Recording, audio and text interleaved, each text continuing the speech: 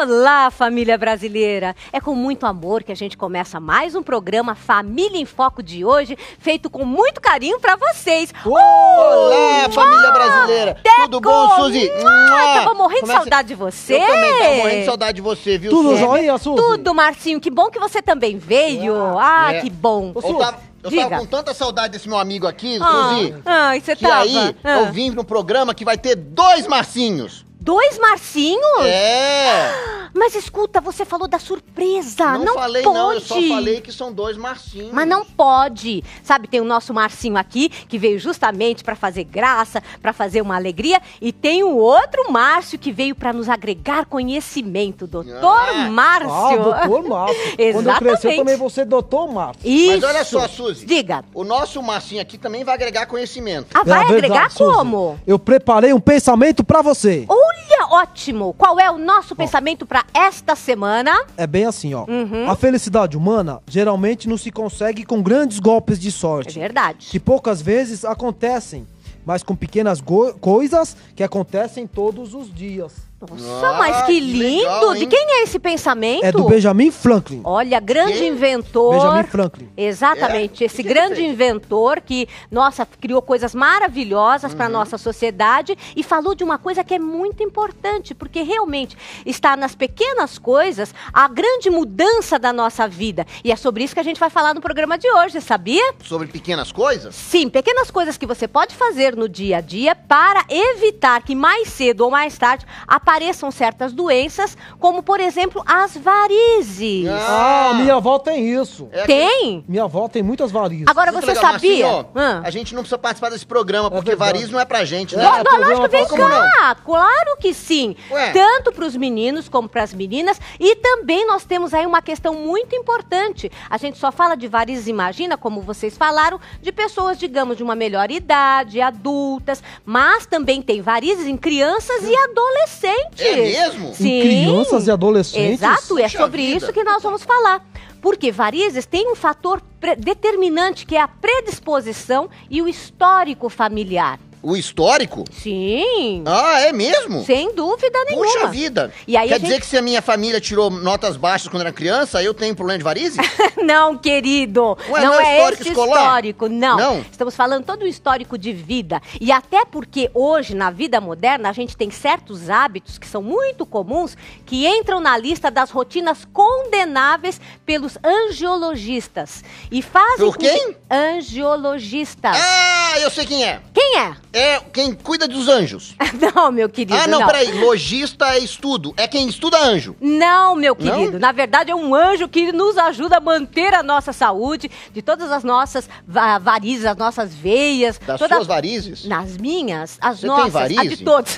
Para, deixa de ser deselegante. Você tá falando de Ora. variz, eu tenho que perguntar. Pois é, você vai perguntar pro doutor Márcio tudo que a Ô, gente doutor pode Márcio, fazer. tem varize? Ah, doutor Márcio, olha, você não seja indelicado, Não? você vai ouvir o que ele tem a dizer, porque a gente sabe que as varizes estão aparecendo cada vez mais precocemente. E tem vários fatores aí da vida moderna que auxiliam, sim, sabe, nesse desenvolvimento precoce. Por exemplo, excesso de peso, o sedentarismo, sabe? Principalmente, assim, de certas crianças e adolescentes, sabe? Que ficam muito tempo no game, não ficam circulando. É aquela juventude sem circulação. Ah, juventude preguiçosa, né, Té? Mais ou É, menos, isso viu? mesmo. É que não fica mais naquela atividade, então fica muito tempo em game, muito tempo sentado, assistindo televisão e não tem atividades que são importantes. Então a gente vai falar a respeito desse assunto com um especialista maravilhoso que vai tirar muitas dessas dúvidas que a gente tem no nosso dia a dia.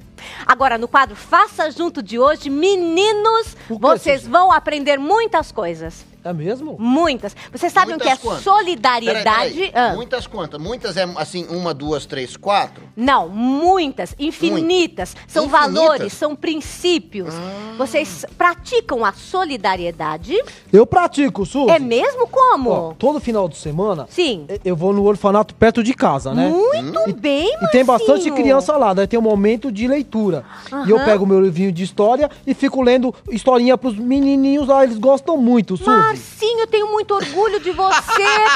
Obrigado. Que é isso, Teco? O que foi isso, Teco? Não tô entendendo. Teco, por que você tá rindo, Suzy, Teco? não tô entendendo. Eu também não. O que aconteceu? Isso é solidariedade? Lógico que é solidariedade.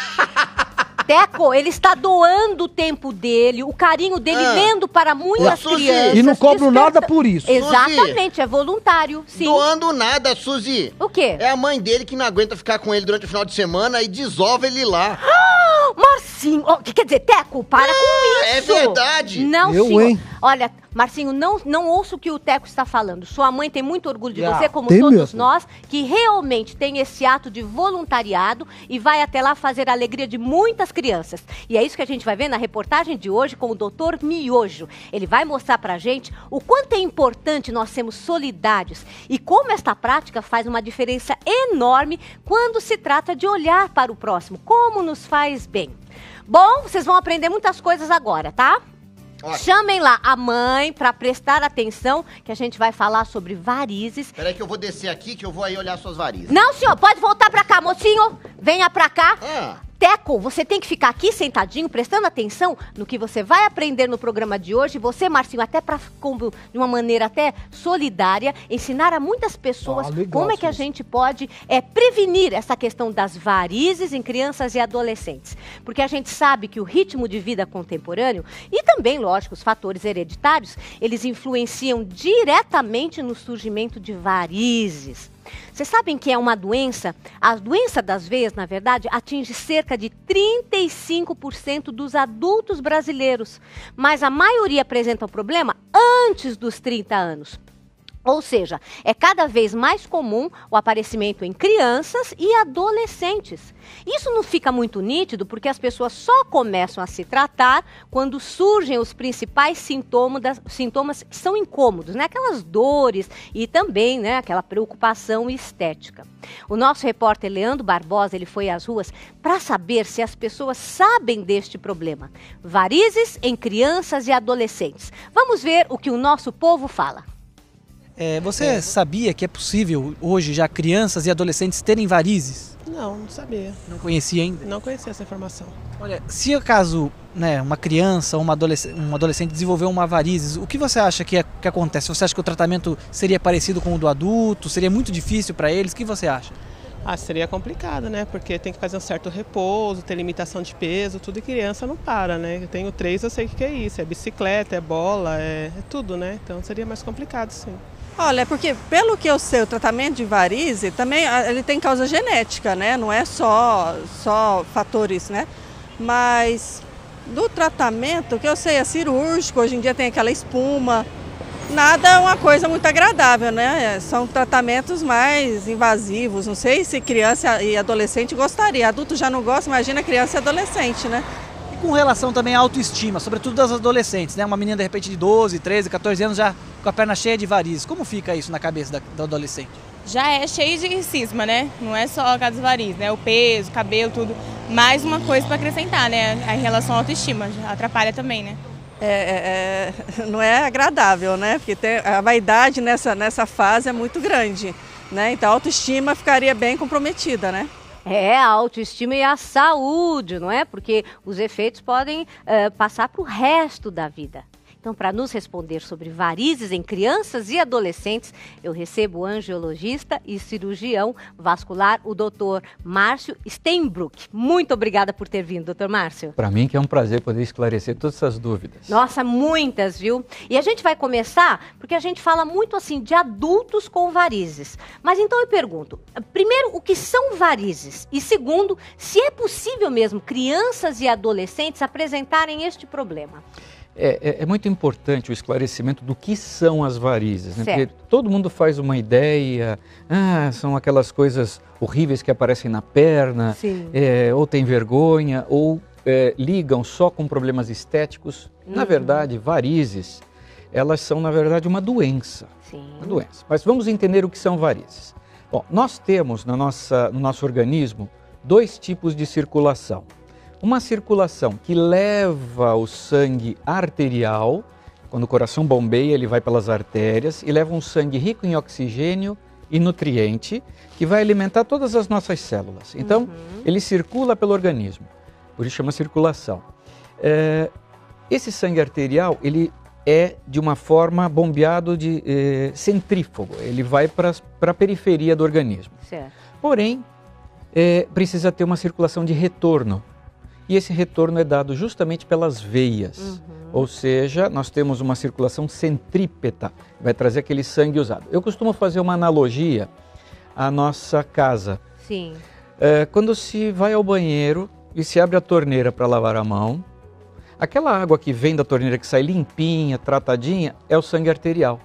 Então, depois que se lavou a mão, escovou os dentes, aquela água servida cai na pia, entra por um ralinho, ela vai para o primeiro caninho que sai dessa pia. Perfeito. Esse caninho já é o lado venoso, já são veias. Mas aquele primeiro caninho é o capilar. Que é fininho, né? Que é fininho.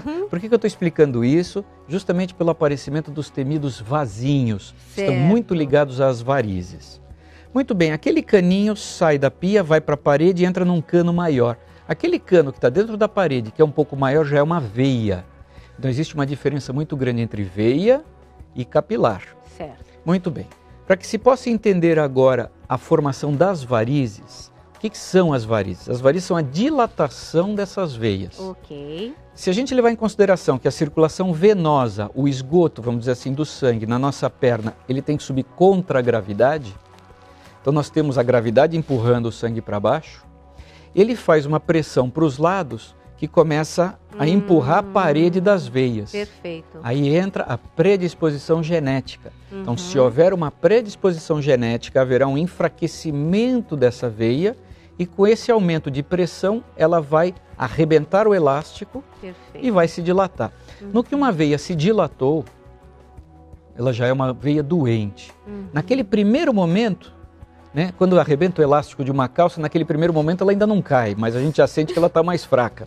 É a mesma coisa. Então, naquele momento, a veia ainda não está muito dilatada, mas já está doente. Então, nesse momento, ainda não se sabe da existência das varizes, ainda não se tem sintomas.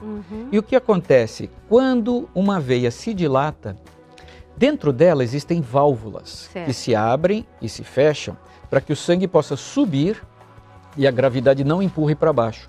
Porque se o sangue tem que subir, se a gravidade empurrar, fica tudo parado.